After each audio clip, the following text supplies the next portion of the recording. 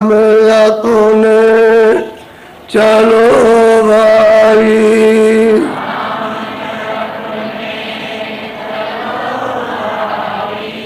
पराए देश क्यों रहना,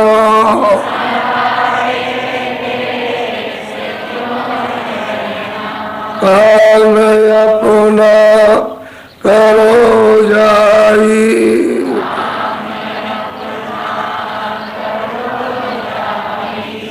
पराए काम नहीं पसना,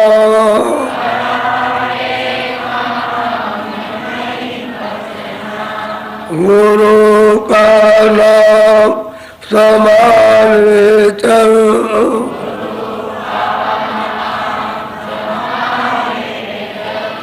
यही है दाम गठबंधना,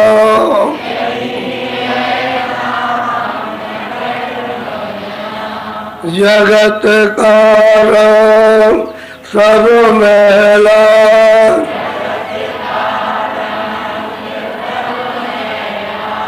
गुलाल मान यह कहना,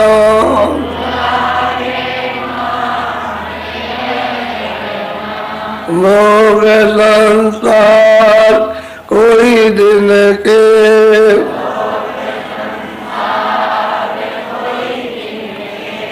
सहज में त्याग ते चलना,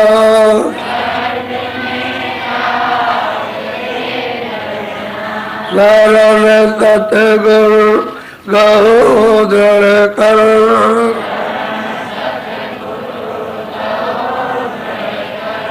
करो यह काम फिर रहना,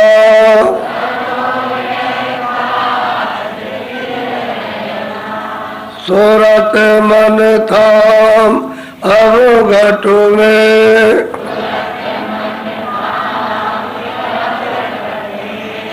पकड़ दुन ध्यान धर गगना,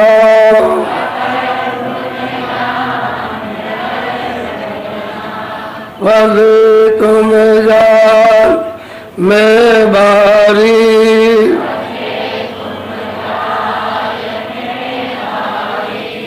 विनायक जो नहीं खुलना,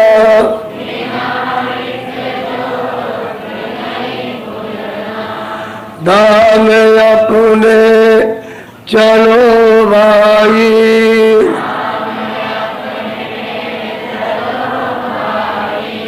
पराए देश नहीं रहना,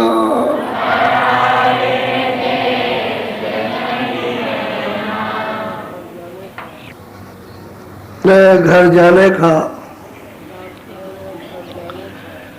रास्ता जीवों को कोई बताता नहीं है, इसलिए कि उनको रास्ता मालूम नहीं।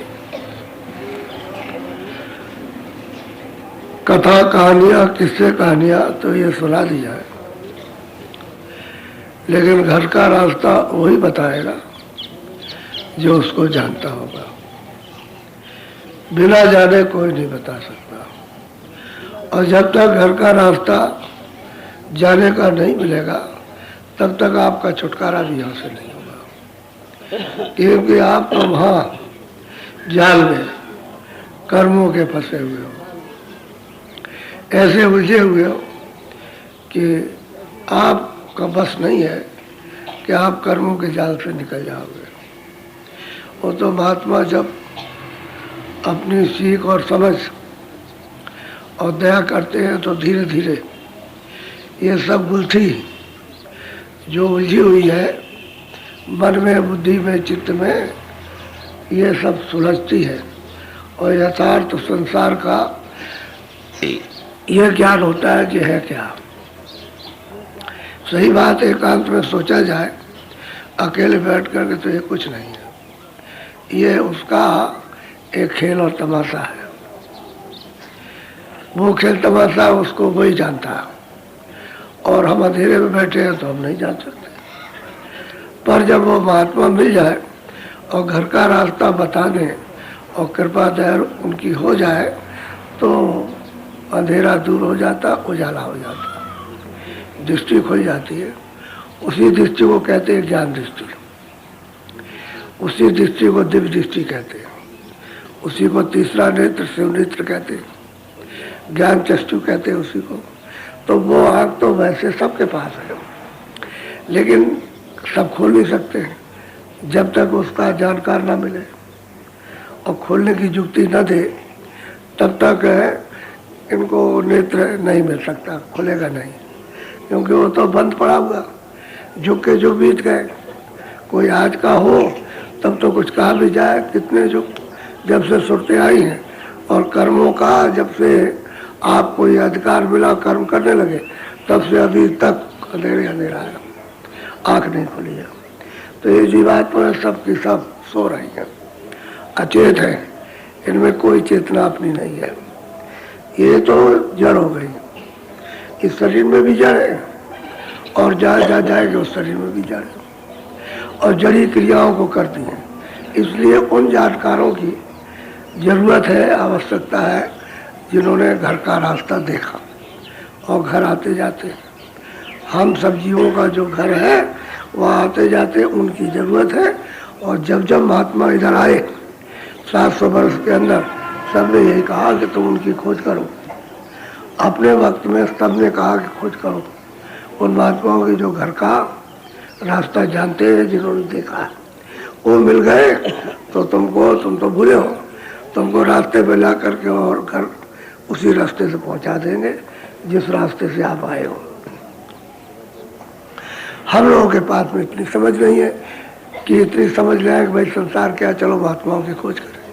बस ज़्यादा से ज़्यादा आप मथुरा जी आ गए, बहुत ज़्यादा से ज़्यादा आप हरिद्वार चले गए, बहुत ज़्यादा द्वारका रामेश्वरम चले गए, कोई काशी, कोई अयोध्या चला गया, और कोई कहीं जंगल में, ऐसा जो जिसका जहाँ हिंदू मुसलमानों का तीर्थ हुआ वहाँ पहुँच गए, और वहाँ से बस ये दौड़ा। तो वहाँ भी अंधेरा, यहाँ भी अंधेरा, वहाँ भी सब अंधेरे में रहते हैं और यहाँ भी अंधेरे में रहते हैं। अब रास्ता देखा जिसका है, जिसने रास्ता देखा है वही आपको दिखा सकता, और कोई नहीं दिखा सकता। तो हम लोग ऐसी जगह पहुँच ही नहीं पाते कि जहाँ मतलब यह है कि रास्ता मिले और हम रास्ते में चल के देखते जाए, तब तो ये सब आपका ये भ्रम सब छूट जाएगा। तो कोई बताने वाला तो है नहीं, ऐसा जो बताने वाले रहते हैं का वो तो ऐसे रहते हैं कि मतलब यह है कि साधारण, क्या उनको कोई पहचान पाए भाई इनके अंदर क्या है, ये किसी को नहीं पहचान पाया। तो एक आया चमार में तो जूते काटता रहा और पूरा महात्मा महापुरुष। ये राजस्थान के राजा रजवाड़े, ये जागीरदार वहाँ जाते रहे काशी मुक्ति को प्राप्त करने के लिए। तो वहाँ काशी में शौहरत हुई। ये एक महात्मा है, जूते काटते हैं लेकिन बहुत पहुँचे हुए महात्मा। तो लोगों को उत्सुकता होती है, चलो भाई काशी आए, काशी में रहते हैं तो जरा देखा जाए। तो कह लगे ऐसे मत जाइएगा, नहीं आपकी बदनामी हो जाएगी। कह लगे क्यों? कह लगे लोग कहेंगे कि ये छत्री होकर के और वहाँ हरिजन का चमार का दर्शन करने के लिए गए। तो कह लगे कब जाए, कि अंधेरा हो जाए तब जाइए। रहदार जी वो जानते थे, उनको मालूम था कि कोई आएगा, तो उन्होंने कहा कि अच्छा चलो ठीक है, एक दिया जला लिया, वहाँ बैठे, कुंडी में चमड़ा भीग रहा और बैठे हुए। काम तो उन्होंने अपना सूरज डूबने के पहले ही खत्म कर दिया, फिर वो कोई काम नहीं करते थे, बस है उन्होंने काम किया। अब वो जब अंधेरे में आया कि भाई हम महात्मा जी के दर्शन करना चाहते, तो लोगों ने कहा कि भाई वो बैठे हुए, कभी बैठते नहीं थे, सूरज डूबने के पहले ही चले जाते थे। आज पता नहीं वो क्यों बैठे हुए, तो देखो वो बैठे हुए। तो गया तो जा करके उनको ऐसे उसने प्रणाम किया और उनके दर्शन किए, प्रणाम किया। तो उन्होंने कुंडी में जो चमड़ा भीग रहा था उसको लिया, कह लगे ले ये चरणामृत है, ले ले। तो उसने हाथ में ऐसे लिया और रैदास जी ने ऐसे करके ऐसे देखते रहे, उसको ऐसे दे दिया। उसने क्या काम किया कि पिया तो नहीं, तो उसके इधर कपड़े में पड़ा और जो पगड़ी अगड़ी जो बांधे थे कुछ उसमें लग गया।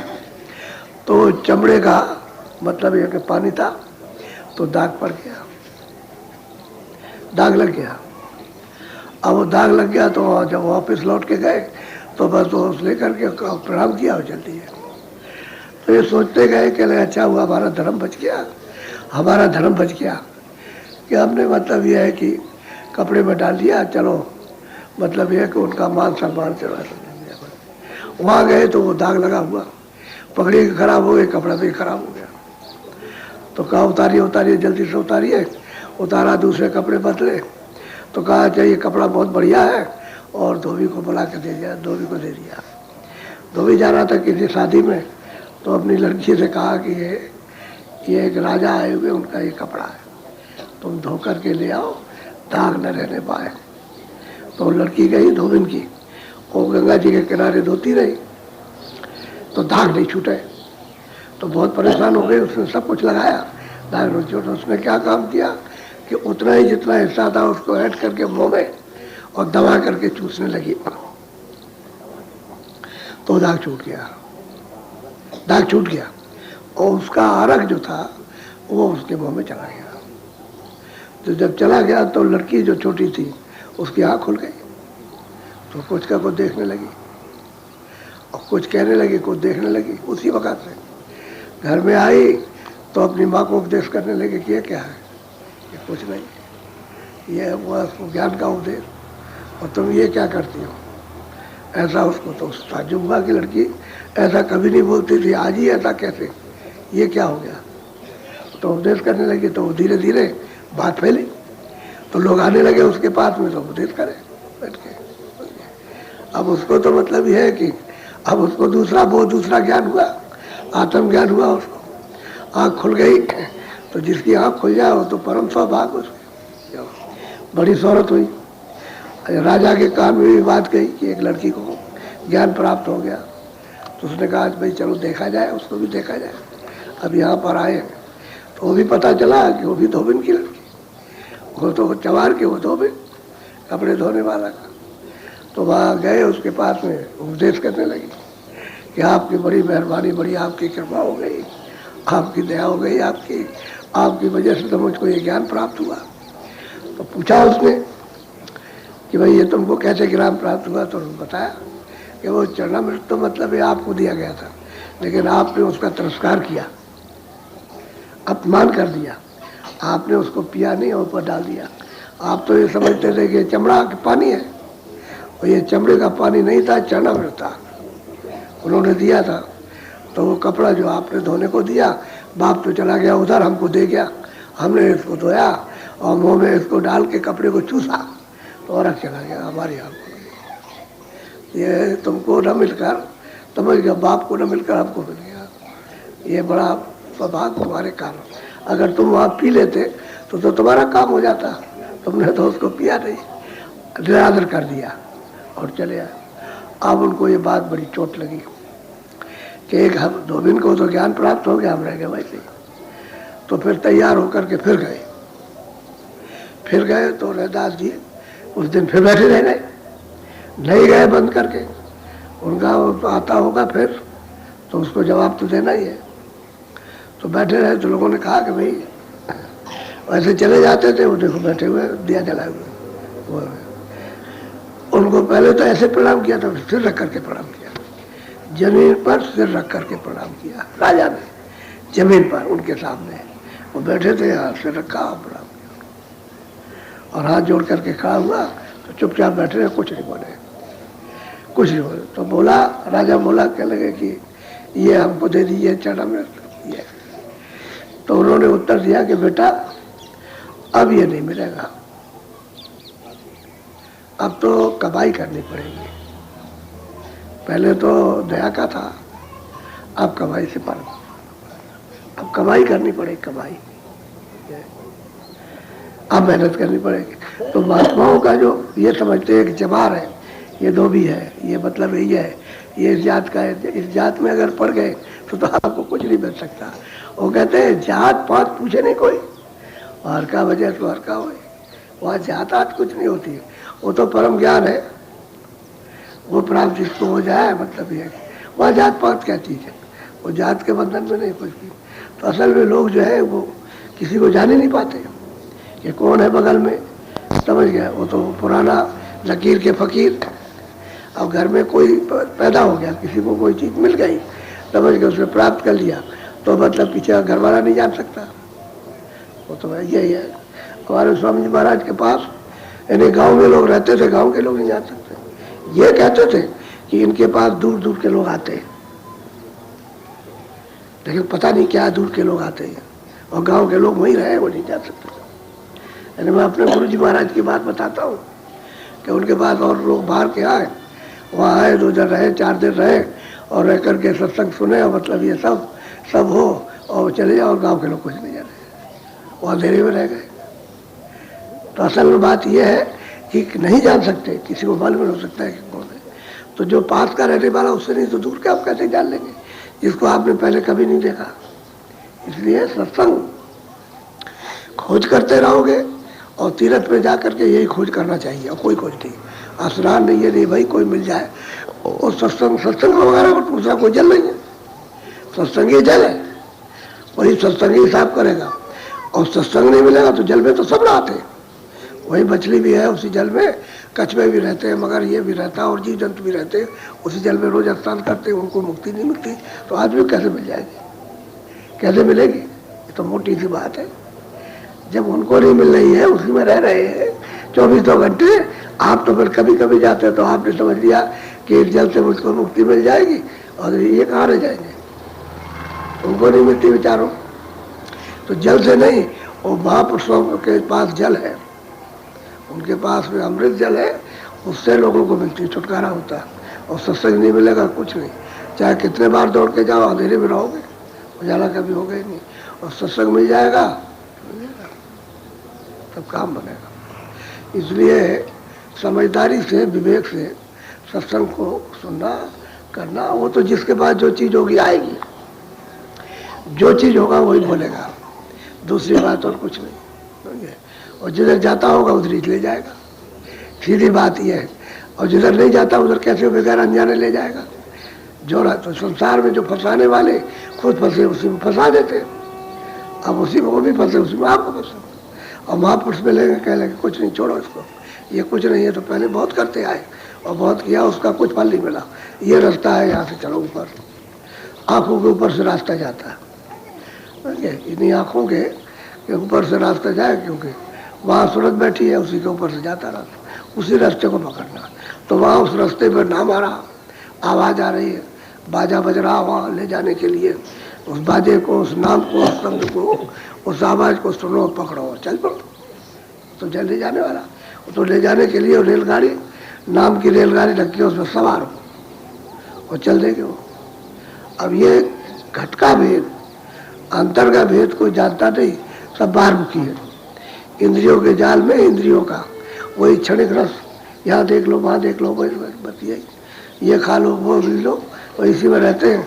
बाकी बाहर अंदर का कुछ नहीं। बाहर मनोरंजन तो हो गया इंद्रियों का, लेकिन अंदर में जीवात्मा को सूरत को कुछ भी नहीं।